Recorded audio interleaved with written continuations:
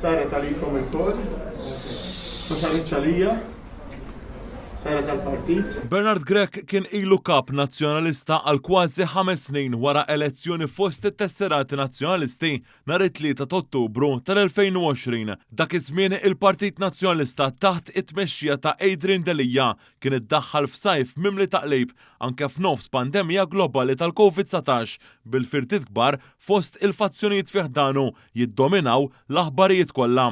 Numru ta' deputati nazzjonalisti mill-faxxa estremista li baqgħu magħrufin bħala il-Blue Heroes wara li ħarġu qatta bla ħabel kontra Delija kienu sansitra marru ant il-President biex iqaċtuh minn postu. Ftit qabel laħaq u kap One News kien żvela kif Grech u dak iż-żmien id-deputat nazzjonalista Jason Azzopardi kienu ltaqgħu bil-moħbi fi stabilment tax-xorb ta' Sliema.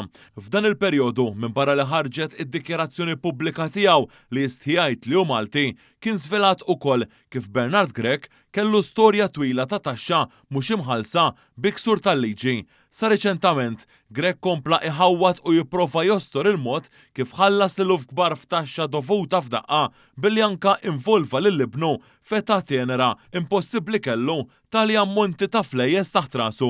Sallum il-ġurnata, Grech għandu rekord li spiċċa jwassal il-Partit Nazzjonalista għall-ar terfa elettorali fl-istorja ta' Malta sovrana dik ta' Marzu tal-2022 fejn tilef maġġoranza ta' 40,000 vot. Matul dik il-kampanja elettorali kien ħareġ b'mod ċar it-taħwit u d-dilettantiżmu tal-Partit Nazzjonalista ta' Grech, inkluż bi programm elettorali mimli żbalji tant li nbidel diversi drabi 50 jiem wara ir-riżultat diżastruż. Grech ukoll kien insista li jżomm postu bħala kap. Fil-fatt, Grech spiċċa jtellaq waħdu f'elezzjoni għal kap wara l-elezzjoni ġenerali b'aktar minn 28% tal-Kunsillieri Nazzjonalisti ma tawħx il-fiduċja tagħhom. Riżultat intern li wkoll spiċċa juri il-firda persistenti fil-Partit Nazzjonalista avolja Grech kien repetutament jgħid mod ieħor. Episodju ieħor li wara il-firda fil-Partit Nazzjonalista kien il-fatt li sentejlu ma tħallix jidħol fil-gażin tiegħu stess fil-Ħamrun